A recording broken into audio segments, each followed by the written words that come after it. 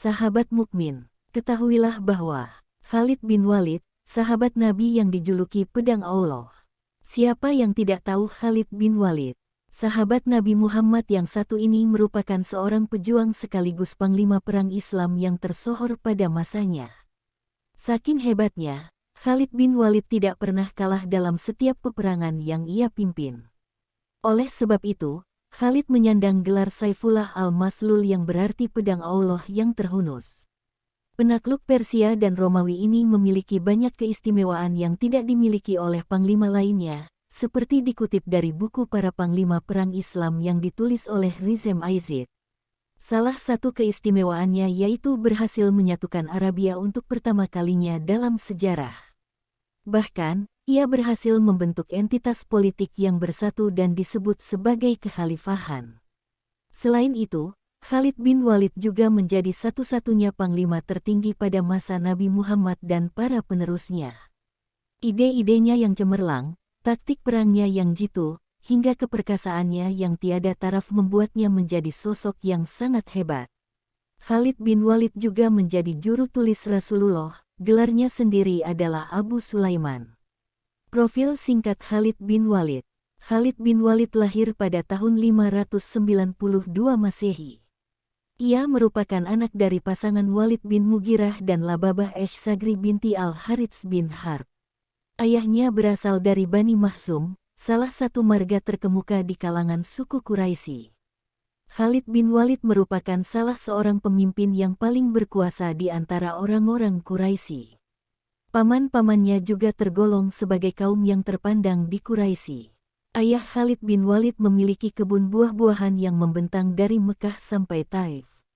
Berdasarkan silsilahnya, ia bersaudara dekat dengan Rasulullah. Ini dikarenakan Sayyidah Maimunah yang merupakan istri Rasulullah adalah bibinya dari pihak ibu. Masuk Islamnya Khalid bin Walid. Kehebatan dan keberanian Khalid di medan perang terlihat ketika ia memimpin pasukan Quraisy pada Perang Uhud. Saat itu, ia menjabat sebagai panglima pasukan berkuda kaum Quraisy dan berhasil mengalahkan kaum muslimin. Taktik yang Khalid gunakan adalah memanfaatkan kelemahan musuh. Ketika kaum muslimin berlomba-lomba mengambil harta rampasan perang karena menganggap musuh kalah, dari arah belakang pasukan Khalid menyerang balik kaum muslimin secara mendadak.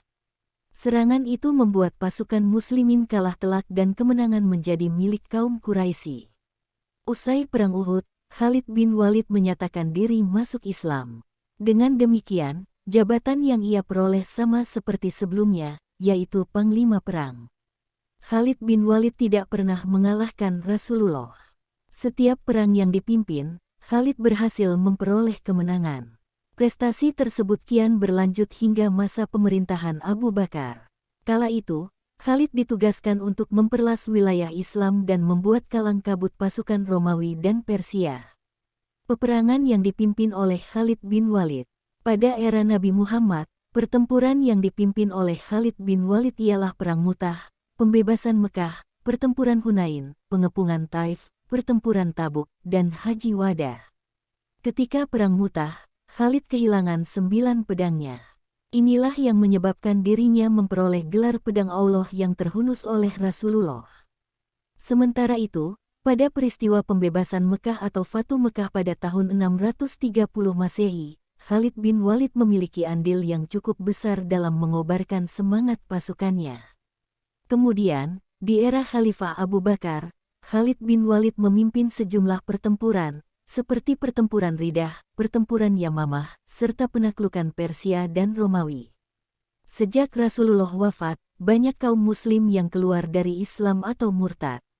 Selain itu, banyak juga yang mengaku sebagai nabi selanjutnya dan kemudian diberantas oleh Khalifah Abu Bakar. Salah satu pemberantasan tersebut dilakukan melalui pertempuran Yamamah yang melawan Musailamah al-Kadzab, seseorang yang mengaku nabi.